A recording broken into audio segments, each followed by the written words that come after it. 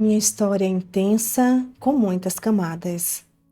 Minha primeira agressora foi a minha mãe. Mais tarde, percebi que ela era uma narcisista maligna. E tudo faz sentido agora.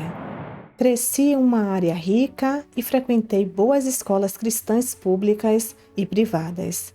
Minha mãe era pastora associada e conselheira sobre drogas e álcool na minha igreja. Em casa, ela era fisicamente, mentalmente, emocionalmente e espiritualmente abusiva. Eu fui culpada pela forma como ela me tratou. Ela sempre me disse que eu era louca e que precisava de terapia. Quando eu era criança, ela me levava para me consultar com um terapeuta cristão atrás do outro, porque ela dizia a eles que havia algo errado comigo. Então, ela criou essa narrativa falsa para os outros de que eu era uma sociopata, mentirosa, ladra e, mais tarde, uma prostituta. Minha vida enquanto crescia foi muito confusa. Eu estava constantemente doente e entrando e saindo do hospital por uma doença ou outra. Minha mãe controlava tudo. No entanto, minha mãe era uma narcisista maligna. Ela fazia uma panela de comida por semana que esperava que durasse a semana inteira. Por exemplo, se ela fizesse espaguete no domingo à noite, esse espaguete deveria ser comido todas as noites até o domingo seguinte. A mãe nos disse para raspar o mofo crescente e comer a comida abaixo. Mais tarde, ela pegava qualquer comida restante em casa, colocava em caixas de ferramentas vermelhas e trancava em seu quarto para que meus irmãos e eu não pudéssemos acessá-las. Ela também trancava lençóis, travesseiros e cobertores. Ela colocou algumas travas velhas deslizantes nas portas de vidro do chuveiro para que não pudéssemos tomar banho a menos que ela permitisse. Muitas vezes, meu irmão mais novo e eu prendíamos uma mangueira na cerca do lado da casa onde ficava o canil para que pudéssemos tomar um banho. Finalmente, aos 13 anos de idade, a minha mãe me disse que não me compraria mais desodorantes ou absorventes, o que mais eu precisasse. Eu fugi e fui direto para os braços de outro agressor. Aos 15 anos, fui morar com um namorado. Minha escola secundária ofereceu um programa de experiência de trabalho do qual eu poderia participar e aprendi habilidades de digitação e secretaria. Este programa me permitiu obter crédito do ensino médio e trabalhar para me sustentar. Infelizmente, mas não surpreendentemente em retrospecto, meu primeiro namorado também era abusivo. Ele abusou de mim física, mental, emocional e sexualmente. No entanto, fiquei com ele por 8 anos e meio. Eu não tinha para onde ir quando nosso relacionamento terminou. Então, voltei para a casa dos meus pais. Durante esses anos jovens, lutei contra o alcoolismo funcional que piorou até que engravidei do meu primeiro filho. Até a minha igreja se tornou uma abusadora. A igreja que frequentei quando criança também era muito disfuncional e abusiva. Quando eu tinha 13 anos, participei de um acampamento da igreja para alguns adolescentes. Uma noite, o orador nos pediu para nos virarmos e orarmos pela pessoa atrás de nós. Foi um exercício direto fazer um grupo de adolescentes orar um pelos outros. Obedeci. Virei-me e orei pela garota atrás de mim, usando linguagem e termos simples.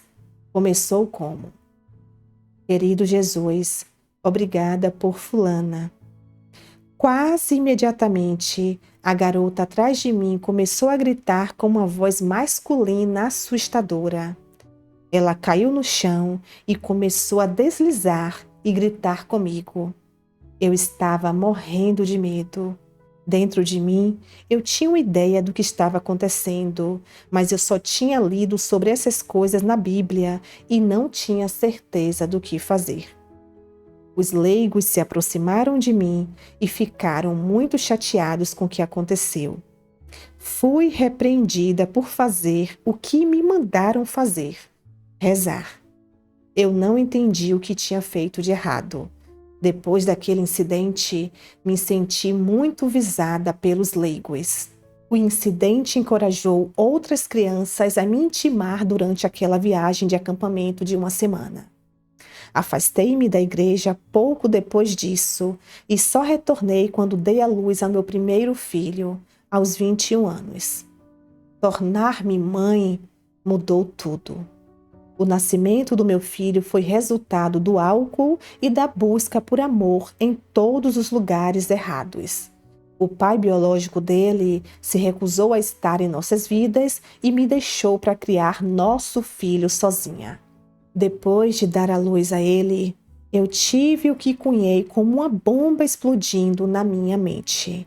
Eu não percebi isso na época, mas depois descobri que esse foi o meu primeiro colapso mental devido ao TEPT, transtorno de estresse pós-traumático.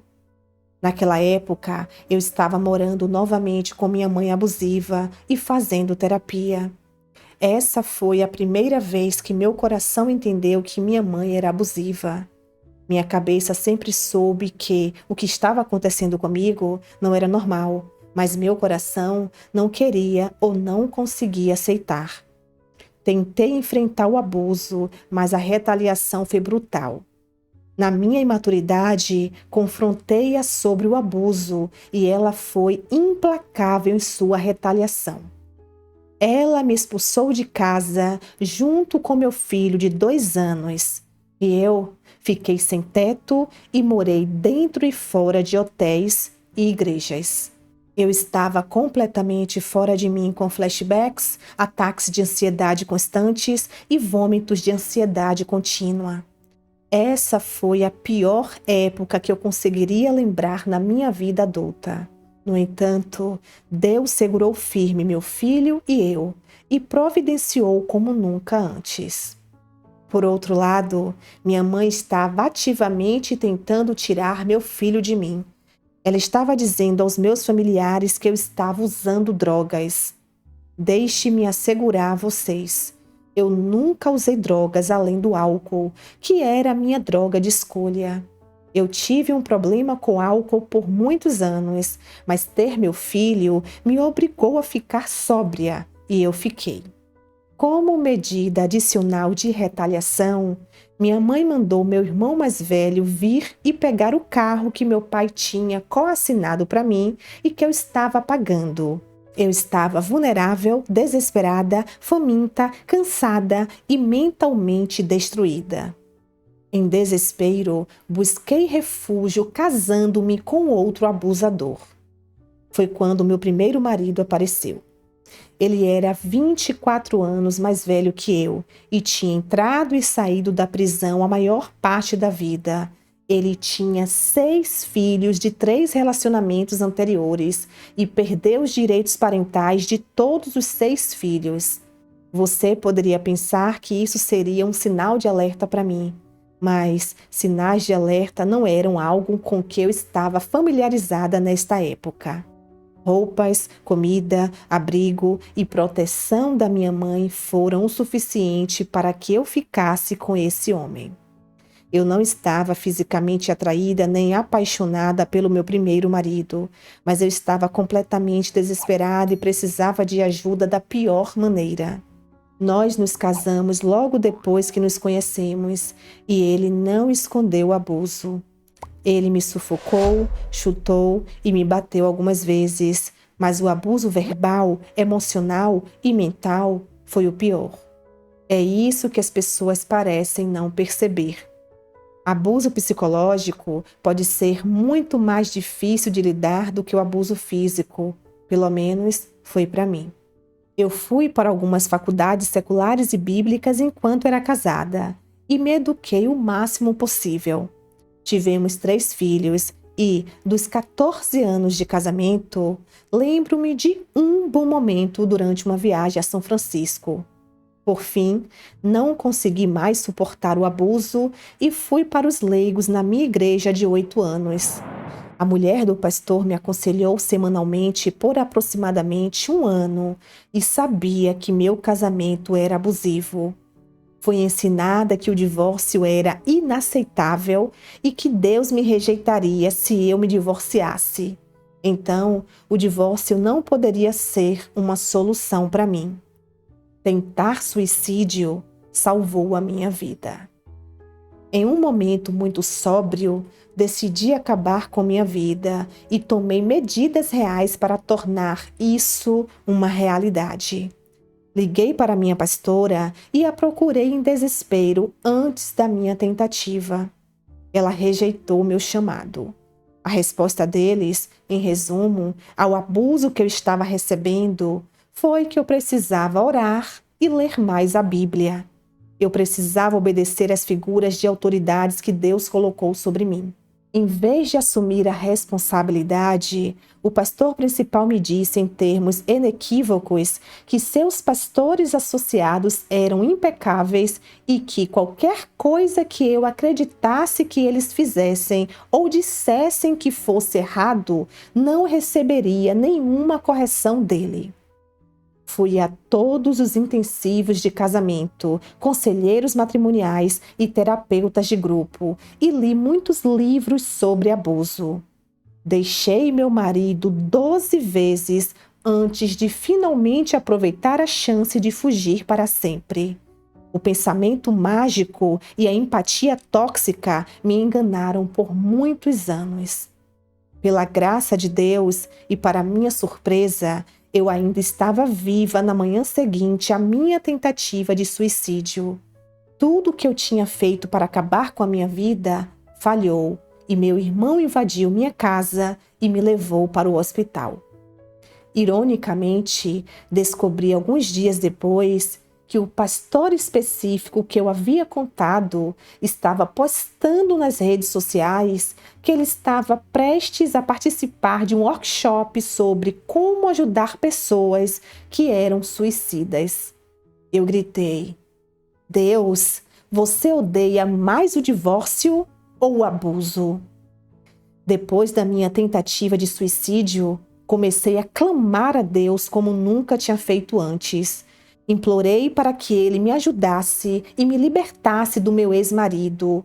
Jejuei, orei e clamei a Deus. Eu entrava no meu armário e gritava a Deus de joelhos para olhar para a minha situação e me libertar. Levou 3 anos dessa oração intensa para que a minha fuga acontecesse e eu não estava pronta para isso, para ser honesta. A pergunta que mudou minha vida para sempre e que eu precisava fazer e responder por mim mesmo era: Deus odiava mais o divórcio ou o abuso? Minha resposta mudou minha vida para sempre. Meu ex-marido era um conselheiro de drogas e álcool e gerente em uma clínica de metadona. Eu era uma dona de casa com 4 filhos. Eu me preparei em casa e fui para a faculdade. Ele era um camaleão, muito parecido com a minha mãe. Todos os amavam e o respeitavam. Ele tinha uma ótima história. Um cara que foi para a prisão por 20 anos por drogas e saiu da prisão, mudou sua vida e agora ajudava pessoas que já foram como ele. Que piada! No ano 12 do nosso casamento, ele teve uma recaída nas metafetaminas. Ele era um usuário de agulhas e nosso casamento foi de ruim para extremamente ruim. Ele saía de casa por longos períodos e ficava em hotéis. E eu, finalmente, fui embora. Mais tarde, descobri que ele fez sexo com prostitutas e até seduziu uma familiar na adolescência adulta dela. Ele deixou agulhas e drogas debaixo da nossa cama. Ele tirou toneladas de dinheiro da nossa conta bancária. Ele roubou muito dinheiro de familiares e nem preciso dizer, ficou selvagem. O que acabou nos libertando foi algo para o qual não acredito que nenhum ser humano possa se preparar. E ainda assim, é uma questão que precisa desesperadamente de treinamento em nossas igrejas. A polícia chegou à minha casa em uma manhã de sábado e encontrou pornografia infantil no celular do meu marido. Ele foi algemado e colocado no banco de trás do carro da polícia. Um sargento foi chamado à nossa casa e meu ex foi solto porque conhecia um peixe grande que não posso citar aqui. Ele saiu de casa naquele sábado e eu pedi o divórcio na segunda-feira de manhã. Em seguida, recebi uma ordem de restrição que ainda está em vigor até hoje. Detetives e serviços de proteção à criança entraram em nossa casa. Foi um pesadelo completo. O que se seguiu para minha família foi nada menos que devastação. Eu não tinha ideia de que o meu marido de 14 anos era um pedófilo. A cereja do bolo foi descobrir que toda a família dele sabia que ele era um pedófilo e entendia que ele tinha até molestado um membro da família. Mas eles nunca me avisaram e não fizeram nada para proteger nossos filhos. Em vez disso, todos o protegeram e não me contaram nada. Quando divulgamos o abuso, nossa igreja abusou duplamente de mim e do meu filho. Quando nossa família da igreja descobriu o que tinha acontecido, deixe-me começar dizendo que meu filho fazia parte desse grupo de meninos que cresceram juntos e estavam sempre na casa um do outro desde os 5 anos de idade. Alguns amigos do meu filho o rejeitaram pela primeira vez. Ele não era mais bem-vindo ao grupo, e embora eu ainda não soubesse, eu também não era. Nunca esquecerei e estaria mentindo se dissesse que relembrar esse dia não me deixou extremamente brava. No entanto, estou trabalhando nisso. O melhor amigo do meu filho estava dando uma festa de aniversário e meu filho não foi convidado pela primeira vez. Ele veio até mim chorando e me mostrou os vídeos postados nas redes sociais de seus amigos se reunindo pela primeira vez sem ele. Esses eram meninos que eu ensinava em cooperativas de ensino domiciliar. Eles passavam horas incontáveis na minha casa. Eu dirigia para aulas de natação, tênis e línguas com eles. A dor que meu filho sentiu naquele dia é difícil de esquecer. Logo eu aprendi que meu filho não era o único condenado ao ostracismo. Ninguém daquela igreja falou comigo novamente. Concluindo, eu experimentei muito mais abuso duplo que chocaria a maioria das pessoas. A dor e o dano à minha família e a mim, por meio de suas respostas ou reações ao nosso trauma, eram inimagináveis antes. Mas agora eu poderia preencher um livro inteiro sobre o abuso duplo que experimentei na minha vida. Meu médico acredita que escrever um livro sobre o que eu experimentei pode ser terapêutico. Quem sabe um dia eu faça isso.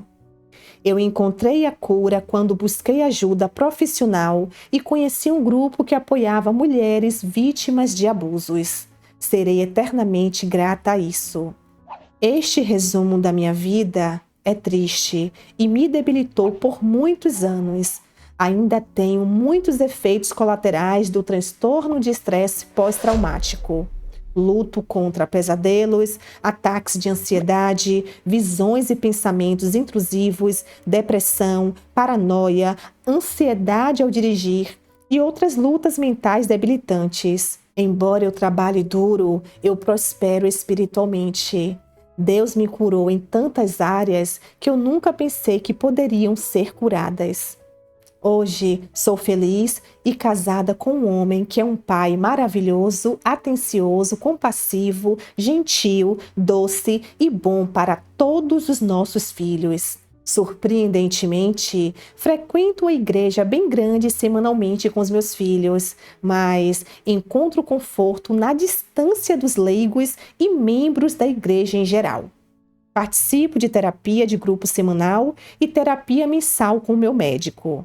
Você conhece o velho ditado que diz que a retrospectiva é 20/20? Bem, Quando olho os destroços do ponto de vista que agora desfruto, Jesus estava lá o tempo todo. Por favor, saiba que você nunca está sozinha ou sozinho. Deus nunca me deixou nem nunca me abandonou. Ele me confortou mesmo quando eu estava em minhas piores horas mais escuras e silenciosas. Por favor, amigas e amigos, se há uma coisa que você pode tirar da minha história, é que Ele, Jesus, está lá com você também. Então, ouça-me. Se eu pude fazer isso, acredite em mim. Você também pode, você também consegue. Essa é a minha história. Olá, meus amores, como vocês estão? Espero que bem. Sejam todos muito bem-vindos ao nosso canal. Amiga, antes de tudo, eu quero te agradecer mais uma vez. Agradecer mesmo, de verdade, viu? Por você parar, escrever seu relato tão detalhadamente. Uma história que ainda te faz muito triste, te deixa muito triste, sim. Não tem como ser diferente, você passou por muita coisa. Mas um relato que ao mesmo tempo enche o nosso coração de alegria, de fé, de esperança, de amor.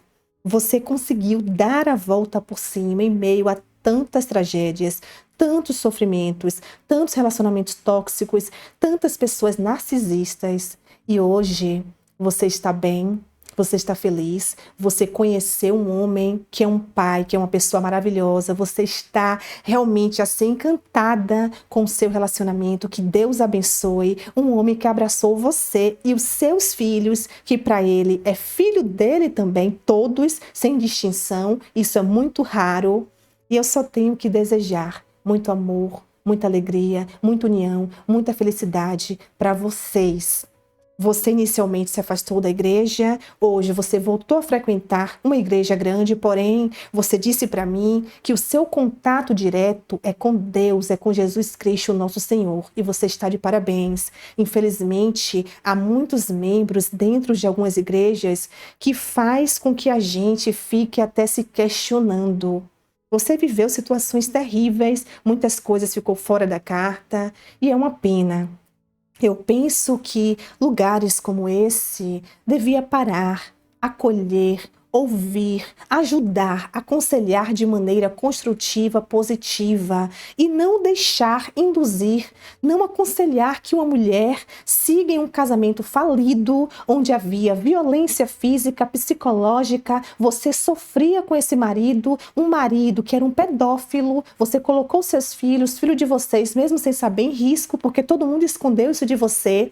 E todo mundo queria que você continuasse com esse homem para não acabar com o casamento.